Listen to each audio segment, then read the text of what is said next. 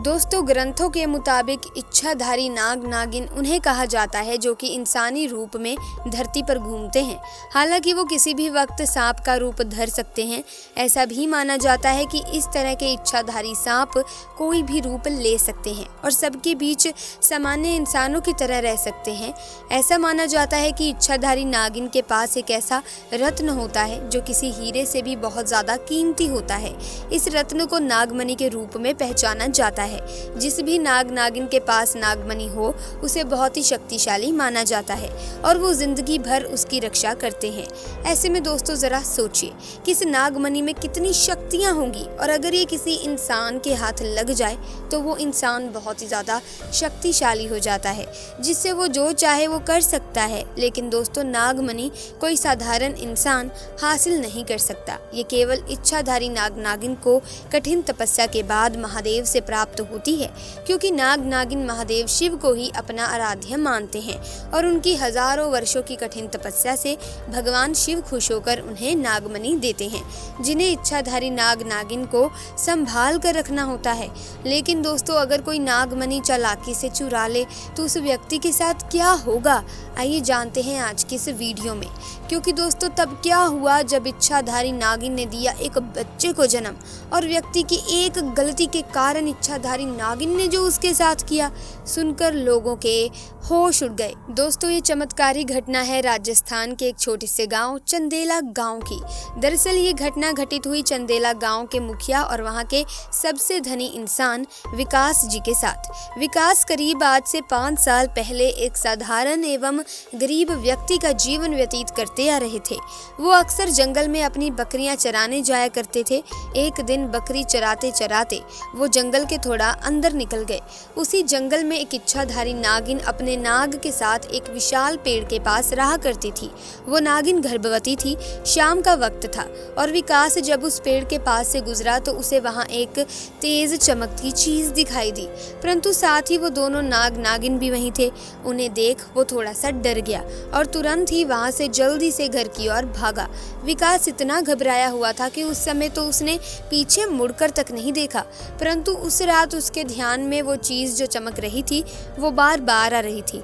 वो इतना तो समझ गया था कि वो हो ना हो बहुत ही मूल्यवान चीज थी और अगर वो मुझे मिल गई तो मैं भी धनवान हो जाऊंगा। परंतु सबसे बड़ी मुसीबत थी वो दोनों नाग नागिन। अगले दिन वो वापस जंगल उसी पेड़ वाले स्थान पर गया और कुछ दूर खड़े रहकर छिपकर उस पेड़ के पास रह रहे नाग नागिन को देखने लगा। कुछ देर देखने के बाद उसने ध्यान दिया कि नागिन तो गर्भवती है। वो उस रात घर आकर सोचने लगा कि ये अच्छा मौका होगा जब नागिन अपने बच्चे को जन्म देगी, तभी वो नागमणि चोरी कर लेगा, क्योंकि उस समय नागिन कमजोर होगी। बस नाग को मारना होगा। दोस्तों, कहते हैं कि अगर किसी नाग के मुंह की तरफ गोबर मार दिया जाए तो वो अपना होश खो बैठता है। अब विकास हर रोज गोबर लेकर उस विशाल पेड़ के पास छुपकर सही मौके का इंतजार करने लगा। एक दिन वो मौका भी आया जब नागिन अपने बच्चे को जन्म देने वाली थी। तभी चुपके से विकास ने नाग के मुंह पर तेजी से गोबर मारा और फिर एक बड़ा पत्थर उठाकर नाग को मार डाला। फिर उसने नागिन और उसके बच्चे को भी मार डाला और उस मणि को उठाकर जल्दी से घर की तरफ निकल पड़ा। परंतु उधर नागिन किसी तरह बच गई थी और बस बेहोश पड़ी थी।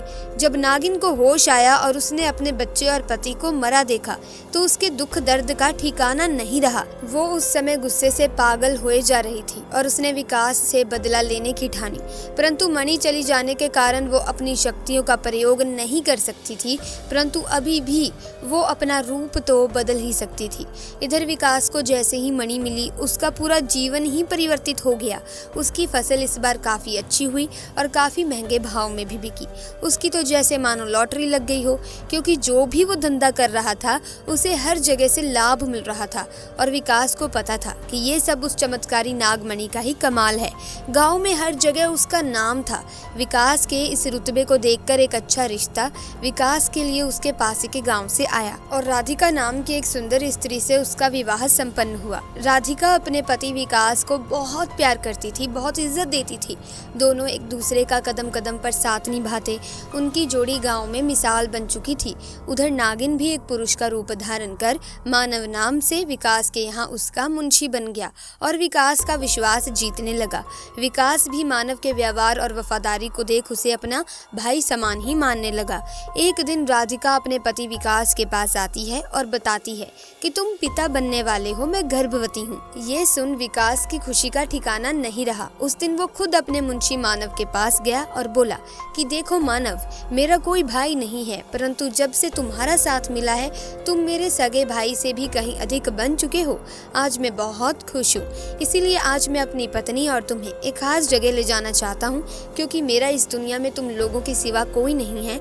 और वो अपनी पत्नी और मानव को कार में बैठाकर गांव के कोने में ले जाकर कार एक छोटी सी कुटिया के सामने रोकता है और बताता है कि जब वो छोटा था तब इसी कुटिया में उसकी माँ की जान उसे जन्म देते ही चली गई थी। उसके पिता तो पहले ही गुजर चुके थे। तब एक बूढ़े बाबा ने उसकी माँ को वहीं दफन कर दिया था और विकास को उसी बूढ़े बाबा ने पाला था। विकास बताता है कि जब भी उसके साथ कोई बुरी घटना होती है या वो बहुत ज़्यादा दुखी होता है तो बस वो इसी कुटिया के पास चला आता है। यहाँ उसे एक अनोखा सुकून मिलता है। विकास आगे बताता है कि आज तुम दोनों को मैं इसीलिए यहाँ लाया हूँ क्योंकि तुम दोनों अब मेरी ज़िंदगी का एक अहम हिस्सा बन चुके हो। दोस्तों, ये सुन सभी की आंखों में पानी भर आता है। कुछ देर रुकने के बाद जब वे वापस पहाड़ी से होते हुए घर को जाते हैं तो अचानक उनकी गाड़ी पहाड़ी पर एक बड़े पत्थर से टकराती है। गाड़ी को जोर का झटका लगता है जिसके कारण विकास तो कार में ही फंसा रहता है, परंतु उसकी पत्नी राधिका पहाड़ से नीचे गिर एक पेड़ पर अटक जाती है और उस पेड़ के ठीक नीचे बहुत गहरी खाई थी। दोस्तों, वो रात कार्तिक पूर्णिमा की ही थी। मानव अपनी शक्तियां पाकर पुनः नागिन रूप धारण कर लेता है। विकास मानव को देखकर चौंक जाता है क्योंकि मानव अब नागिन में पुनः बदल गया था। वो नागिन विकास को बताती है कि कैसे ठीक इसी तरह वो भी स्थिति में फंसी थी जब विकास ने उसका पूरा घर संसार लूट लिया था, उसके पति और बच्चे को मारकर, और आज मेरे पास बदला लेने का एक अच्छा मौका है। विकास घायल गाड़ी में फंसा हुआ था। रो रो कर नागिन को बोलता है कि भले मेरी जान ले ले परंतु मेरी पत्नी गर्भवती है, उसे छोड़ दे। परंतु तभी उस नागिन को अपनी वही स्थिति याद आती है कि क्या होता है जब कोई अपना छिन जाता है। ये जिंदगी का सबसे बड़ा दुख होता है। नागिन ने विकास का उसकी पत्नी के प्रति सच्चा प्यार देख उसे माफ कर दिया और उसकी पत्नी को उस पेड़ से निकाल बचा लिया तथा दोनों को हॉस्पिटल छोड़ खुद वापस जंगल में उसी विशाल पेड़ के पास चली गई। जब विकास हॉस्पिटल से स्वस्थ होकर अपनी पत्नी के साथ घर वापस लौटा तो उसे अपनी गलती का एहसास हुआ और उसने जाना कि उसने कितनी बड़ी गलती करी है। वो नागमणि को लेकर उसी विशाल पेड़ के पास गया और उस पेड़ के पास उस नागमणि को रख फूट फूट कर रोने लगा और शाम को घर वापस आ गया। दोस्तों, कभी कभी इंसान लालच में इतनी बड़ी गलती कर बैठता है कि फिर उस गलती को कभी भी ठीक किया ही नहीं जा सकता, बस अंत में पछतावा ही रह जाता है। आपको ये घटना कैसी लगी हमें कमेंट बॉक्स में ज़रूर बताना।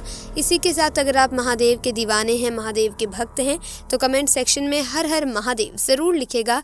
जल्दी मुलाकात होगी एक नई वीडियो में नई घटना के साथ। ऐसे में अगर आपको ये घटना अच्छी लगी तो वीडियो को लाइक और शेयर करना ना भूलें। चैनल को सब्सक्राइब करके बेल आइकन को प्रेस कर दें ताकि आने वाली वीडियोस की अपडेट आपको मिलती रहे। आपका बहुत बहुत धन्यवाद।